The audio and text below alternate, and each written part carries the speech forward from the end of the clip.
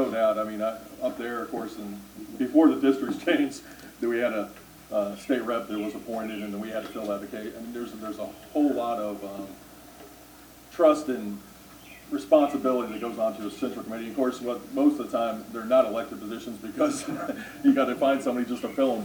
But there's a lot of work to be done that goes in there, and also definitely on the county level, just making sure that we have people that are there to serve those positions. So thank you guys for serving that.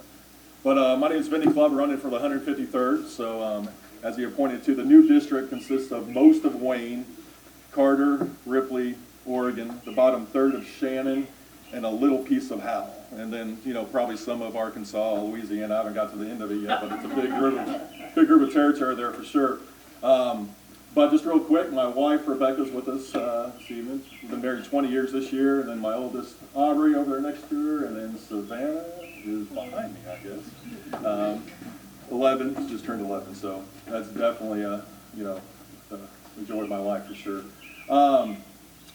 So a little bit about me. I've served in the agriculture technology business for about 25 years, still employed there with Covetrus. It used to be McAllister Software years ago. I sell real estate on the side as well, one of the many hats. Currently the president of our county farm bureau, involved on the state farm bureau with the state PAC.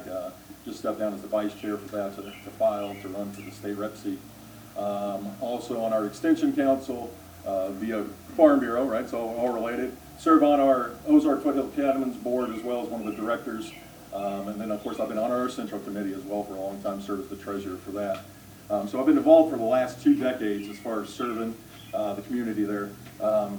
Been involved whether it's, you know, getting conservative candidates elected, you know, testifying on bills up in Jeff City, just building relationships. Life at the end of it all is about relationships. You know, you can agree with somebody or you can disagree with somebody, but you don't have to necessarily, you know, be vehemently, you know, evil, so to speak. And some of them are, but you got to be able to do that. And we're at a place now that the world's on fire around us, and you need somebody that's going to stand up, that's going to have conviction, that's not going to be loud and obnoxious about it, but at the same time is not going to waver and you know, be, you know, waver on their convictions, but be able to stand, be able to sit down, find compromise where it needs to be compromised, but at the same time stand for your convictions, represent the people of the 153rd.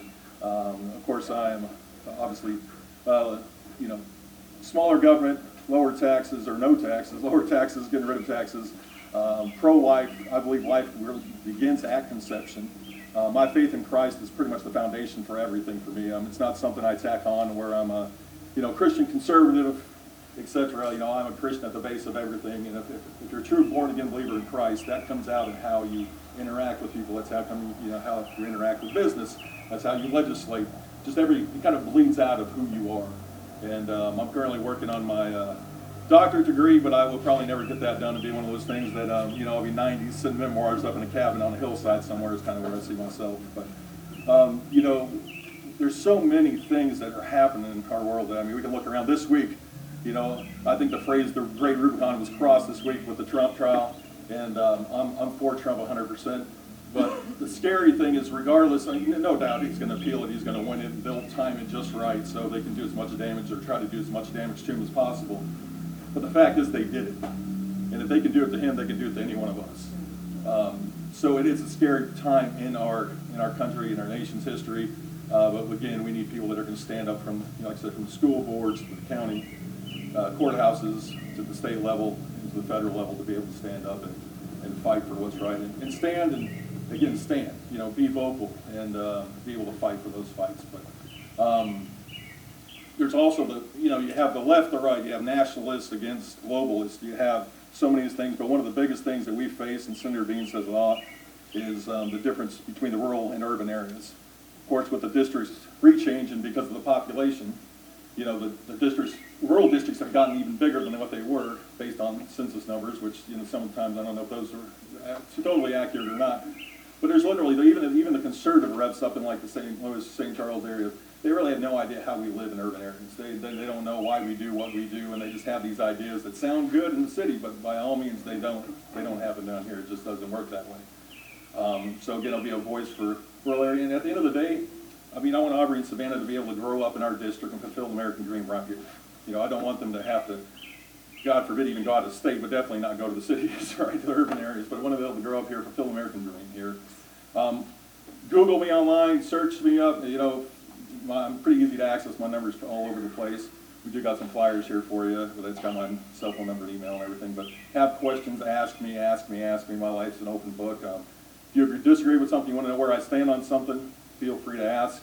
If you hear a rumor, if you see something, give me a call, let me know, I'll talk about it and tell you whether it's true or not, and you can take that from there. But again, appreciate your vote on August 6th. 80, how many days? 83 days, I mean 63 days, 64 days, something like that left before August 6th primary. So, and of course this race, as most of our races throughout southeast Missouri, thankfully, will be decided in the August primary. I mean, there's Democrat opponents, but for the most part, we've gotten to the place where you don't have to worry about that anymore. So thankful for that. But thank you for your time. Thank you for holding this here today as well. And look forward to talking to you and getting to know more of you guys in the future. Thank you. And I'm blessed to be able to serve on our Ozark border, good night, Ozark Regional Cattlemen's Association Board, and our president, Jeff Reed. They call him by his wife's name as a joke, so Jeff Becker, but Jeff Reed, he's actually going to be the president-elect going into next year, but the cattlemen's also do an awesome job of staying on top of things. One of the big bills that were coming through last year, there was a big issue was, you know, when it had to do with the coronavirus and the mRNA, DNA, and putting that in there, and they were basically it was a big lawyer out of state trying to come in. But again, people just stepped up and kind of fought back against that. Because it sounds good, but the reality of it is it wasn't good, right? I mean, the reality of it, there's no way you're going to have to be able to track everything that goes into your cow, you know, everything that you put on the grass, and then put all that on a label just so somebody can make sure that they don't, goes back to what I said earlier, they have no idea of what actually happens, you know, from the farm to the table. But it's only going to get worse, unfortunately, and we just have to stay vigilant, everybody, on every level to do it, and just breaking down those regulations, and like I said, just keep on fighting and partner with organizations that, you know, that believe what you believe, and especially on that end, whether it's cattlemen's or whoever. You know, some people aren't big fans of the cattlemen's, but it's just a matter of fighting with those and keeping on top of the regulations and everything. But it's a problem, and unfortunately, like everything else that we're seeing, it's just going to get worse as the government tries to control everything and just kind of, you know, continue to clinch us and then to drive us out so they can be in control of everything. Right. So you would think, because we got majorities in the House and the Senate, that we should be able to get a lot of things done, which we're not getting done, which states around us who are less conservative are getting done. And a lot of it's infighting, a lot of it's, you know, most of it's infighting. A lot of people are obviously running for a higher office too, so a lot of it's just trying to make their sound bits for their case. At the end of the day, for that piece of legislation that had to do with the Senate, the infighting in the Senate, you know, and you know, the answer to that, I don't have. And it's kind of a twisted bulb. At the end of the day, it's because people have lost what they thought they, you know, they're going up there to serve us. And there should be no reason. There's a million things that need to be passed, but that was one of them that's a no-brainer that I would say way over a majority of Missouri agrees upon, right? So the feds are trying to get involved in our election systems, which shouldn't be, because that's a state issue. But yeah, you know, the number of illegals we should have in Missouri, 0, period. Let alone the right to vote. That, you know, in my opinion, they shouldn't even be here if they're illegal, right? If they came over, or even if they have work visas or whatever, that's fine. But if they're here illegally, then they shouldn't be here. But Missouri, thankfully, I mean, we're not, you know, we're better than we were back in 2020. We're still not there. There's a lot of things that still need to be worked on for sure. Well, this needs to be nationwide. Now, yes. Missouri's good. I understand Missouri's well, that's the one thing you got to remember, though, is you don't want to get the federal government involved in our election system because it's a state issue. But once they get involved, then they can pass laws every other year.